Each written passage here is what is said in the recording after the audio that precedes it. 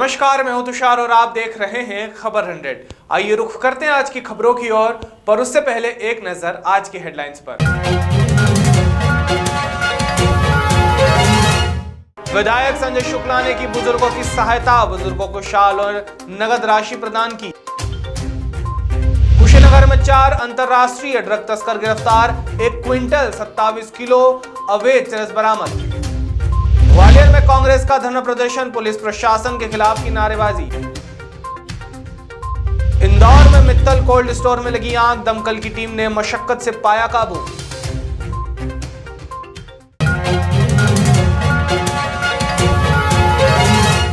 इंदौर में शुक्रवार को नगर निगम द्वारा असहाय बुजुर्गों के साथ जिस प्रकार की निंदनीय घटना की गई, उससे जहां पूरे इंदौर में आक्रोश है, वहीं विधायक संजय शुक्ला ने इस घटना की निंदा करते हुए अपने समर्थकों के माध्यम से पूरे शहर में बेसहारा गरीबों को शाल और नगद राशि प्रदान करवाई। हमको मारे फोकट में, ठीक है, हम तो फकीर थे, तो उसको मारने से उसको क्या मिल गया? नहीं, उससे पहले आपको उस जगह से खाली करवाया था क्या? करवाया था ना। और फिर आप वापस बच गए थे, ऐसा हुआ था क्या कुछ? हाँ, ऐसे ही हुआ। हाँ, उनका भी ये कहना है कि हम इनको मना कर रहे थे 2, 4, 5 बार, लेकिन फिर भी ये वहीं जाके तो इनने कभी सरकारी व्यवस्था अपने को रेल बसेरे में नहीं दी क्या? नहीं, कोई व्यवस्था नहीं होता। देखो, आज तो आप हमको चाय पिला जाओगे, पानी भी पिला जाओगे, हमारा खर्चा बहुत है, तम्बाकू भी लगता है, साबुन भी लगता है, कपड़े भी लगते हैं। वो कहाँ से? रेल बसेरे में क्यों नहीं रहते? नहीं, चलो, इसके वजह से मैंने रोड देखा। एक बात आप समझो। उत्तर प्रदेश में कुशीनगर के थाना अहिरोली बाजार पुलिस ने क्विंटल 27 किलो चरस के साथ 4 अंतरराष्ट्रीय तस्करों को गिरफ्तार किया है। जब्त की गई चरस की कीमत 7 करोड़ 62 लाख रुपए आकी जा रही है। पुलिस अधीक्षक विनोद कुमार ने घटना का सफल अनावरण करते हुए बताया कि बरामदी और गिरफ्तारी के आधार पर आवश्यक विधिक कार्रवाई की जा रही है। स्थानीय थाना पुलिस और स्वाट टीम के द्वारा कुछ सूचना मिली थी मुखबिर के द्वारा कि वहां से कुछ मादक पदार्थों की तस्करी होती है, जिसमें कि चेकिंग के दौरान एक पिकअप वाहन से बड़ी मात्रा में चरस की बरामदगी हुई है, जिसमें 4 अभियुक्तों को गिरफ्तार किया गया है। पूछताछ में इन अभियुक्तों ने बताया कि ये नेपाल से चरस खरीद करके और इसको हरियाणा में ले जा करके वहाँ पे बेचा करते हैं। इन 4 अभियुक्तों में से 1 नेपाल का और 3 बलिया जनपद के रहने वाले हैं। इसमें से एक अभियुक्त के खिलाफ अन्य राज्यों में भी अभियोग पंजीकृत हैं। इनसे पूछताछ की जा रही है। जो पकड़ी गई चरस है वो लगभग 1 कुंटल 27 किलो है, जो कि अंतर्राष्ट्रीय बाजार में इसकी कीमत करोड़ों रुपए के आसपास है। इसमें और जो लोग शामिल होंगे वो पूछताछ में सामने आएगा, और साथ ही साथ जहाँ पे ये इसको बेचा करते हैं वहाँ पे कौन लोग इन्वॉल्व हैं, इसके लिए वहाँ की स्थानीय पुलिस से हम लोग संपर्क में हैं। ग्वालियर शहर की बिगड़ती कानून व्यवस्था के विरोध में कांग्रेस विधायक डॉक्टर सतीश सिकरवार ने धरना प्रदर्शन सिटी सेंटर पुलिस अधीक्षक कार्यालय के सामने किया। पिछले 1 महीने के अंदर कांग्रेस विधायक डॉक्टर सतीश सिकरवार के द्वारा यह दूसरा धरना प्रदर्शन शहर की बिगड़ती कानून व्यवस्था के विरोध में रखा गया था। धरना प्रदर्शन में कांग्रेस विधायक डॉक्टर सतीश सिकरवार, कांग्रेस के वरिष्ठ नेता वीर सिंह तोमर, कांग्रेस महिला अध्यक्ष रुचि ठाकुर गुप्ता, कांग्रेस के प्रवक्ता धर्मेंद्र शर्मा के अलावा अन्य कांग्रेसी नेता और कार्यकर्ता भारी तादाद में मौजूद रहे।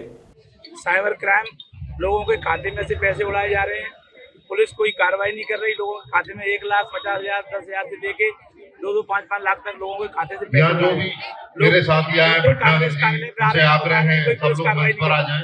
लगातार शहर में अपराधीकरण शहर का हो रहा है।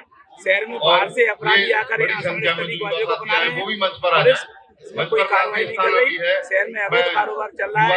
आज शहर की विभिन्न कानून से चोरी, लड़ाई, लूट, डकैती, महिलाओं के साथ अत्याचार, दुर्व्यवहार सब चल रहा है। इसके खिलाफ शहर जिला कांग्रेस कमेटी ये धरना दे रही है। इंदौर के शिप्रा थाना क्षेत्र के मांगलिया स्थित राव खेड़ी में मित्तल कोल्ड स्टोरेज में अचानक आग लग गई। आग इतनी भीषण थी कि देखते ही देखते पूरे कोल्ड स्टोर गोडाउन को अपनी चपेट में ले लिया। सूचना के बाद मौके पर पहुंची दमकल की टीम को काफी मशक्कत के बाद आग पर काबू मिला। आग संभवतः शॉर्ट सर्किट से लगने की आशंका जताई जा रही है। गोडाउन में करोड़ों का सामान जलकर पूरी तरह से खाक हो गया। हालांकि कोई भी जनहानि इस हादसे में नहीं हुई है। ये हमको सूचना मिली थी कि यहाँ पर आग लगी है, तो तत्काल मतलब क्या है कि गांधी हाल की, मोती तवेला की, लक्ष्मी नगर की और एसपी साहब खुद यहाँ घटनास्थल पर पहुँचे 6 बजे और मतलब क्या है कि इसको पूरा चारों तरफ से कंट्रोल किया गया। चारों तरफ से गाड़ियाँ मतलब गाड़ी लगा कर चारों तरफ से कंट्रोल की गई है। आग को अभी कंट्रोल में है और आग का काम चालू है बुझाने का। कब से लगी हुई आग? ये मतलब क्या 6 बजे सूचना मिली थी हमको 6 बजे। ये अभी कारण का कोई मालूम नहीं पड़ पाया है, क्या कारण से लगी है, किस कारण से लगी है। ये पूरा मतलब क्या है कि इसका कोल्ड स्टोर है, इसमें मतलब क्या है कि चने हैं, दालें हैं और भी बहुत सारा सामान है, सब मतलब क्या है। चाय पत्ती के गोडाउन, ये भी मतलब क्या है कि चाय पत्ती का भी होगा। अभी पूरी जानकारी हमको नहीं मिली है इसमें क्या क्या सामान था।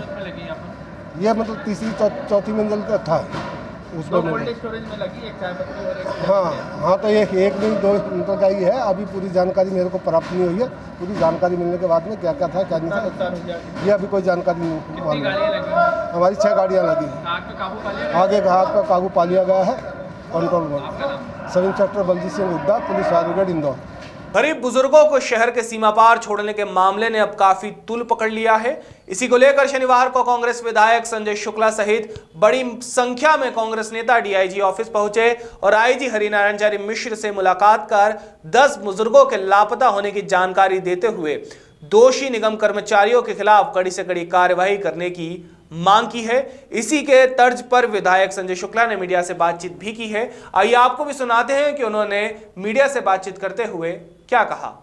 लेकिन देश की बड़ी शर्मनाक घटना थी, उसके बावजूद देखिए ना हमारे प्रदेश के मुख्यमंत्री जी इसको घटना पर सिखाने ले रहे हैं, अधिकारी ना कार्रवाई कर रहे हैं, ना प्रधानमंत्री जी कर रहे हैं, ना कोई भी कार्रवाई करने को तैयार नहीं। कल से लेके आज तक बेचारे 15 लोग थे, 15 लोगों में से 10 लोग अभी भी गायब हैं। मात्र 4 लोग हमको मिले जितेंद्र बसेरा के अंदर। तो उन लोगों को बेचारे ना खाने की व्यवस्था, ना पानी की व्यवस्था, कुछ भी नहीं। हम वहाँ जाके हमने उनकी व्यवस्था कराइए और साथ में उनको लेके आए। आईजी साहब के पास इन पर कार्रवाई होना चाहिए तत्काल, क्योंकि जिन अधिकारी कर्मचारियों ने जो कराए गलत किया है। तो ये लगातार हमको मालूम पड़ा कि 15 दिन से लगातार इंदौर शहर के जितने भी अधिकारी लोग हैं उनको उठा के शहर के बाहर फेंका जा रहा है और उसमें कोई भी मरता है या कोई लाश मरती है तो उसका जिम्मेदार नगरीय अधिकारी हों, कर्मचारी होंगे तो उनको 302 कार्रवाई होना चाहिए और अपहरण का मुकदमा कायम होना चाहिए। क्योंकि अभी 10 लोग गायब हैं, तो इनको कहाँ छोड़ के आए अभी भी नहीं मालूम। मात्र अभी 4 लोग हैं।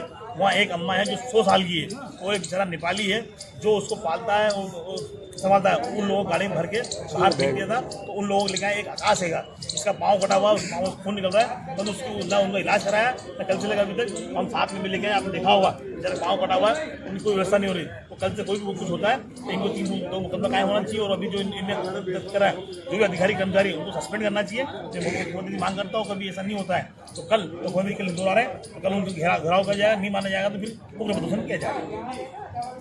कांग्रेस नेता पक्ष रही फौजिया शेख ने इस मामले की निंदा करते हुए बीजेपी नेताओं पर जमकर हमला बोला। उन्होंने यहां तक कहा कि बीजेपी के नेता शहर में सत्ता लाने के लिए अपने माता पिता को भी शहरी सीमा से बाहर छोड़ सकते हैं वगैरह कराया और गैर इरादतन हत्या का मुकदमा दर्ज करने का हमने आदेश बोला है, क्योंकि साफ जाहिर है कि आप किसी व्यक्ति को वीराने में छोड़ देते हैं, गरीब को, और वहाँ पर किसी चीज़ का सहारा नहीं है। आप उनको रैन बसेरे में क्यों नहीं छोड़ के आए? 15 रैन बसेरे हैं 12 इंदौर में। अगर हम उनमें वहाँ पर छोड़ देते, हम वृद्धा आश्रम में छोड़ देते, बहुत सारे ऐसे सेंटर्स हैं जहाँ बुज़ुर्गों को और अपाहिजों को रखा जाता है, हम वहाँ छोड़ देते। यानी एक आत्मा को हिलाने वाली बात है कि आप वीरानी सड़क पे एक बुज़ुर्ग महिला, और एक आपको सुन के आश्चर्य होगा कि वो शिवाजी वाटिका के वहीं रहते हैं और मेरा भी घर वहीं से ही निकलना होता है रोज़। तो हम काफ़ी सारी चीज़ें उनको मुहैया कराते हैं, गाड़ी में से ही देते हैं, लेते आते जाते हैं। तो हमें मालूम था कि ये जो भैया हैं ये इनकी रियल मदर नहीं है, ये सिर्फ एक सड़क का रिश्ता बना है, वो निभा रहे हैं। तो हमारे शहर में हम कभी भी सरकार को इतना परेशान नहीं करते कि गरीबों को खाना दो या गरीबों को छत दो। अगर उसमें 150 लोग ऐसे हैं तो हम उनकी क्या जान ले लेंगे? और स्वच्छता में नंबर 1 आना, तो क्या शहर के जो गरीब हैं, जो बुज़ुर्ग हैं, हमें क्या उनकी हत्या कर देना चाहिए या उनको कचरा समझ के शिप्रा में छोड़ देना चाहिए? किस तरीक़ा की ये सोच थी और किसके आदेश थे ये, जिस तरह से उन्होंने इन लोगों के साथ किया? और भला हो उन गाँव वालों का होगा जिन्होंने इनको छोड़ते हुए देखा और आवाज़ उठाई और वापस गाड़ी में बिठा के, और ये सब चीज़ें वायरल हुई।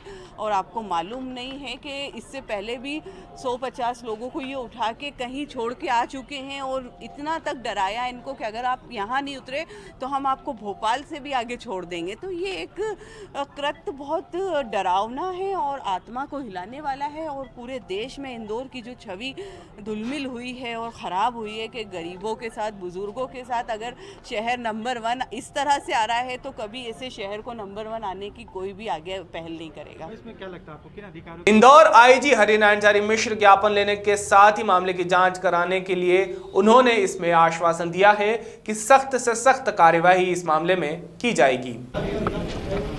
इसमें का कुछ इस घटना के आधार पर वीडियो वायरल हुआ था जिसमें गलती पाए जाने पर तत्काल दोषी अधिकारियों के विरुद्ध इसमें निलंबन की कार्रवाई भी की गई थी। उस कड़ी में एक ज्ञापन दिया गया जिसमें आरोप लगाया गया कि उसमें कुछ लोग मिसिंग हैं।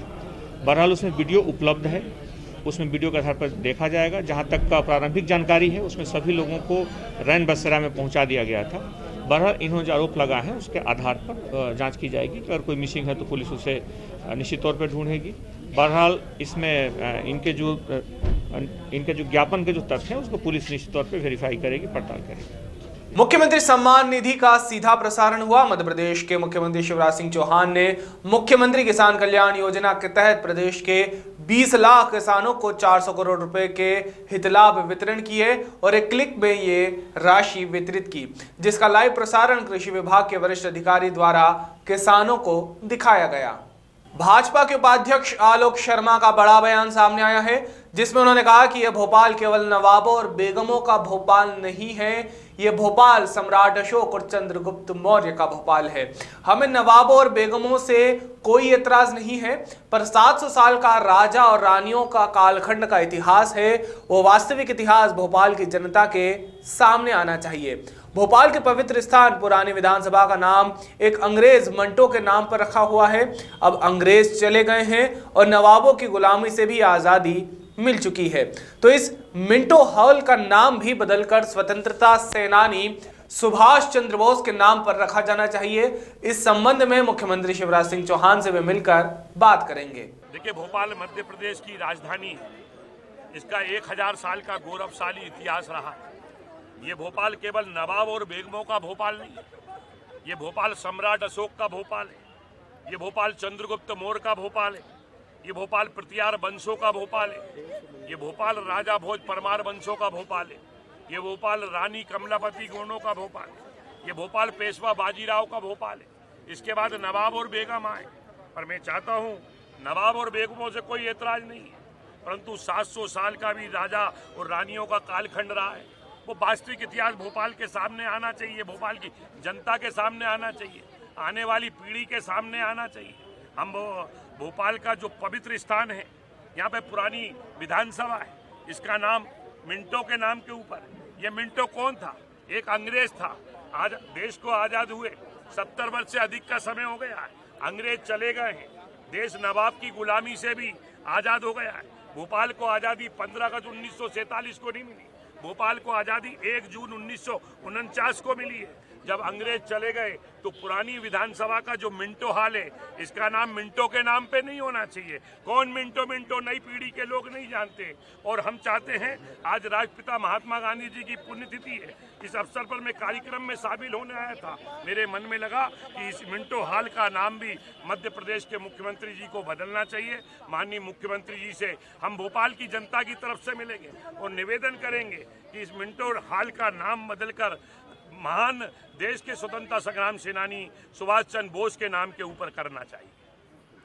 सर, एक उपास पे बैठा है। इंदौर के मानपुर थाना क्षेत्र में एक व्यक्ति के अपहरण का मामला सामने आया है। दरअसल व्यक्ति का पुत्र दूसरे समाज की महिला को भगा कर ले गया था, जिसके बाद महिला के परिजन युवक के पिता को अगवा कर ले गए। एसपी महेश चंद जैन के अनुसार अपहृत व्यक्ति की तलाश की जा रही है। कल थाना मानपुर में एक अनुसूचित जनजाति के व्यक्ति को कुछ लोगों द्वारा मोटरसाइकिल पर बिठाकर ले जाने पर से धारा 365 भारतीय दंड विधान के तहत अपराध कायम किया गया है। थाना प्रभारी मानपुर को अपराध की पता रसी और शीघ्र बरामदगी के लिए निर्देशित किया गया है। ऐसा पता लगा है कि अपराध व्यक्ति का पुत्र समाज की किसी अन्य महिला को भगाकर ले आया था, जिस कारण दूसरे पक्ष के लोगों द्वारा यह घटनाक्रम किया गया है। मध्य प्रदेश में मुख्यमंत्री किसान कल्याण योजना के अंतर्गत देवास में आयोजित कार्यक्रम में भाजपा प्रदेश अध्यक्ष वीडी शर्मा ने हितग्राहियों को चेक सौंपे। इस दौरान प्रदेश अध्यक्ष वीडी शर्मा ने भाजपा सरकार की किसान हितैषी योजनाओं का उल्लेख करते हुए प्रदेश सरकार और केंद्र सरकार की योजनाओं का उल्लेख किया। वीडी शर्मा ने कांग्रेस के ऊपर निशाना साधते हुए कहा कि प्रदेश में कांग्रेस खत्म हो चुकी है। साथ ही उन्होंने आगामी निकाय चुनाव को लेकर कहा कि आने वाले चुनाव में भाजपा ऐतिहासिक जीत हासिल करेगी। दिल्ली में चल रहे किसान आंदोलन को लेकर वीडी शर्मा ने कहा कि कुछ लोग देश में अराजकता का माहौल बनाना चाहते हैं। केंद्र में हो या नहीं, ठीक है। अरे अमिताभ भाई मत हिला सर प्लीज यार। किसानों के हितों के लिए गरीबों के कल्याण के लिए भारतीय जनता पार्टी की सरकार प्रतिबद्ध है।